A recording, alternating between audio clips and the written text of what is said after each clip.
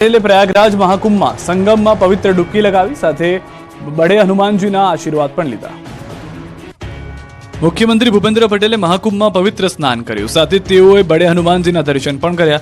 प्रयागराजना कुंभ मेळा में त्रिवेणी संगम खाते श्रद्धा भक्तिपूर्वक पवित्र स्नान कर्યું અને સાથે જળ અર્ધ્ય પણ અર્પણ કર્યા। કરોડો ભક્તોના શ્રદ્ધા અને આસ્થાના કેન્દ્ર પ્રયાગરાજમાં યોજાયેલા કુંભ મેળામાં कुंभ स्नान માટે देश विदेशથી શ્રદ્ધાળુઓ મોટી સંખ્યામાં આવે છે। ગુજરાતમાંથી પણ આ મેળામાં વિશાળ સંખ્યામાં જતા શ્રદ્ધાળુઓની સુવિધા માટે ગુજરાત ટુરિઝમ કોર્પોરેશન દ્વારા ઊભા કરવામાં આવેલા ગુજરાત પેવેલિયનની મુલાકાત પણ મુખ્યમંત્રી લીધી હતી। પ્રયાગરાજમાં પવિત્ર સ્નાન પહેલા ભૂપેન્દ્ર પટેલે बड़े हनुमानजीना दर्शन माटे पहुंच्या, ज्यां तेओ हनुमानजीनी पूजा करी आरतीनो लाभ लीधो। साथे ज सीएम भूपेन्द्र पटेल हनुमानजी समक्ष राज्यना विकास अने गुजरातीओ माटे कामना करी हती। चांदीनो भाव फरी आसमाने पहोंच्यो छे। सोनाए 87,000 જ્યારે ચાંદી 98,000ની સપાટી વટાવી। हाल लग्न सरानी सीजन चाली रही है ત્યારે સોનું 87,000ની સપાટીને પાર પહોંચ્યું છે, જ્યારે ચાંદીના કિલોના ભાવ 98,000ને પાર થયો છે। एक्सपर्ट्सનું માનીએ તો આ વર્ષે સોનાનો ભાવ આસમાને આમશે। વર્ષના અંત સુધીમાં 10 ગ્રામ 24 કેરેટ સોનું 95,000 થી 1 લાખ રૂપિયા સુધી પહોંચે તો નવાઈ નહીં। 10 ગ્રામ 24 કેરેટ સોનાના ભાવ 88,000ની સપાટી વટાવી ચૂક્યો છે। સોનાના ભાવ વધવા પાછળના કારણો આંતરરાષ્ટ્રીય ફેરફાર હોવાનું સોની વેપારીઓનું માનવું છે। છેલ્લા 25 દિવસમાં 8,000 રૂપિયા કરતાં પણ વધુ ભાવ વધ્યા છે, જેની અસર રાજકોટની પ્રખ્યાત સોની બજાર ઉપર પણ થઈ રહી છે। રાજકોટની સોની બજારના વેપારીનું કહેવું છે કે હાલ ખરીદી તો સારી થઈ રહી છે, પરંતુ પહેલા જે પ્રમાણમાં ખરીદી થતી હતી તેમાં 30 થી 40% કપાત થઈ છે। જો ભાવ ઘટતા ગ્રાહકો અને વેપારીઓને ફાયદો થઈ શકે છે। ગ્રાહકો પણ 10 તોલા સોનું લેવાનું હોય તો ભાવ વધારાને કારણે હાલ 6 થી 7 તોલા સોનું ખરીદી રહ્યા છે। વધુ એક વેપારીનું કહેવું છે કે અમેરિકાએ કેનેડા અને મેક્સિકો પર જે ટેરિફ લગાવ્યો છે તેની અસર સોના ચાંદીના ભાવ પર જોવા મળી રહી છે। હજુ પણ જો ટેરિફ યથાવત રાખશે તો સોનાના ભાવમાં હજુ પણ વધશે। ના બાદ પણ રાજકોટ અને વડોદરા શહેરનું તંત્ર કોઈ બોધપાઠ લેવા તૈયાર નથી। શહેરોમાં આજે પણ ખુલ્લી ગટરો મોત બનીને ઊભી છે। સુરતમાં ગટરમાં બાળક ખાબકતા મોત થતા ભારે ચકચાર મચી, પરંતુ આ ઘટના બાદ પણ રાજકોટ અને વડોદરા જેવા શહેરમાં ખુલ્લી ગટરો મોત બનીને ઊભી છે।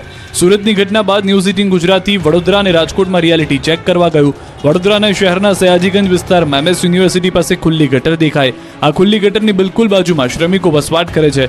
શ્રમિકોના બાળકો પણ અહીં રમતા હોય તેવા દ્રશ્યો જોવા મળ્યા।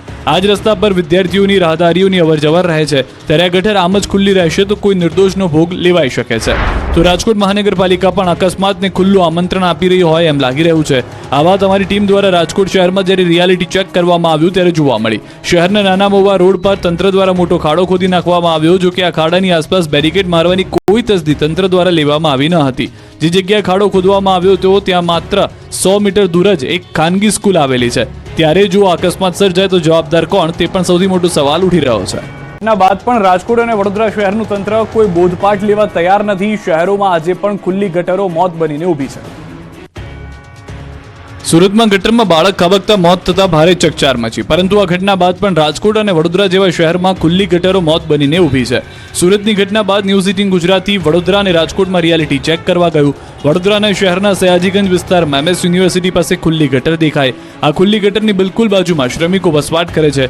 શ્રમિકોના બાળકો પણ અહીં રમતા હોય તેવા દ્રશ્યો જોવા મળ્યા। આ જ રસ્તા પર વિદ્યાર્થીઓની રાહદારીઓની અવરજવર રહે છે, ત્યારે આ ગટર આમ જ ખુલ્લી રહેશે તો કોઈ નિર્દોષનો ભોગ લેવાઈ શકે છે। તો રાજકોટ મહાનગરપાલિકા પણ અકસ્માતને ખુલ્લું આમંત્રણ આપી રહી હોય એમ લાગી રહ્યું છે। આ વાત અમારી ટીમ દ્વારા રાજકોટ શહેરમાં જ્યારે રિયાલિટી ચેક કરવામાં આવ્યું ત્યારે જોવા મળી। શહેરના નાના મોવા રોડ પર તંત્ર દ્વારા મોટો ખાડો ખોદી નાખવામાં આવ્યો, જો કે આ ખાડાની આસપાસ બેરિકેડ મારવાની કોઈ તસદી તંત્ર દ્વારા લેવામાં આવી ન હતી।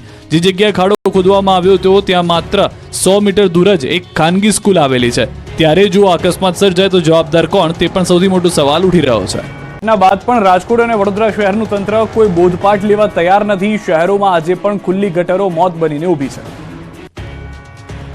સુરતમાં ગટરમાં બાળક ખાબકતા મોત થતા ભારે ચકચાર મચી, પરંતુ આ ઘટના બાદ પણ રાજકોટ અને વડોદરા જેવા શહેરમાં ખુલ્લી ગટરો મોત બનીને ઊભી છે। સુરતની ઘટના બાદ ન્યૂઝ 18 ગુજરાતી વડોદરા અને રાજકોટમાં રિયાલિટી ચેક કરવા ગયું।